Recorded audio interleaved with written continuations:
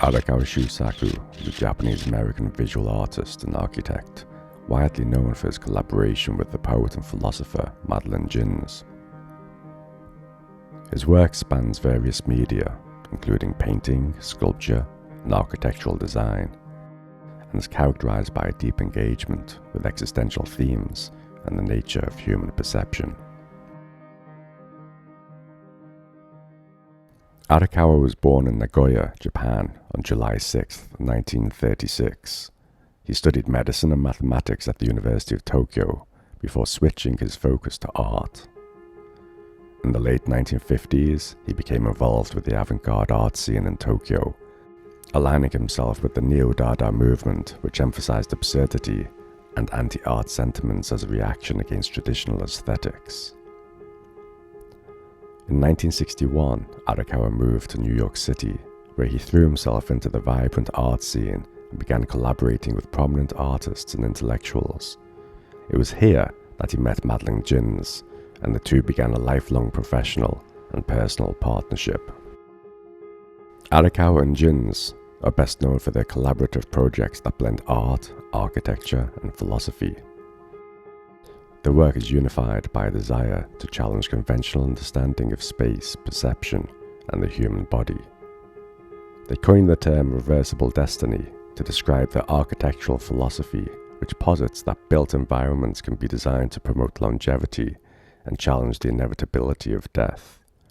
The most famous project is the site of Reversible Destiny. Opened in October 1995 and cradled between the mountains of Yoro, Gifu Prefecture, the site resembles a dislocated patch of alien terrain, or perhaps even the set of a 1970s sci-fi movie.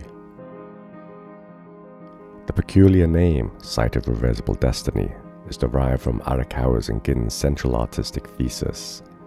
Art and architecture have the potential to liberate the body from the bondage of habitual routine. By radically changing the relationship between the architectural space and the body, it's possible to transcend the mental and physical constraints of everyday life, perhaps even making it possible to reverse the inevitable march towards death. With 2,000 square feet of textured landscape, forced perspectives, disjointed buildings, and distorted interiors, the site is designed to throw the visitor physically and metaphysically off balance. A diverse range of vegetation also grows in the area, which not only softens the harsh conceptual contours of the installations, but also transforms the site's overall appearance as the plants and trees change with the seasons. After passing through the entrance, the first place to head for is the Reversible Destiny office. Its sloped floors, walls of varying height, and a ceiling design that inversely reflects the floor design immediately throws the visitor into Arakawa's absurdist world. The main pavilion, the Critical Resemblance House, has a maze-like interior carved into sections and roofed with a map of Gifu Prefecture. Household furniture, including tables, sofas, bathtubs, and beds, are wedged between narrow concrete corridors. It's a clear critique of domestic life, a challenge to the preconceived notions of home life that have prevented the body from reaching its true potential. Linking the main pavilion to the elliptical field is the Exactitude Ridge, a network of trenches and walkways offering views of the elliptical field from varying perspectives. The elliptical field is a collection of small installations that aim to disable the body's normal functions.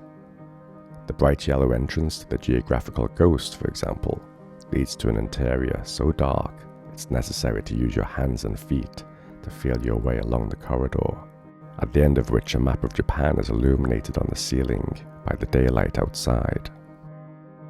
At first glance, the elliptical field looks like a chaotic collection of artifacts extracted from an extraterrestrial amusement park, but in fact the terrain was designed and shaped with mathematical precision.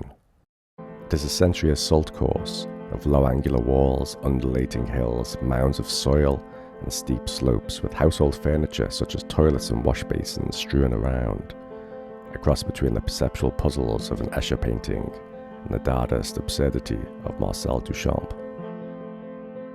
To navigate the area, visitors must crawl on all fours, twist their bodies, slide down slopes on their bottoms, and leap over concrete obstacles. It's a dangerous place. Beyond the physical danger of possibly breaking your neck, there's also the very real sense of an existential threat. As with any other maze complex, the question, "Where am I?" is constantly on the visitor's mind. But in the elliptical field, where our senses are constantly challenged and our body continually contorted, the question, "Where am I?"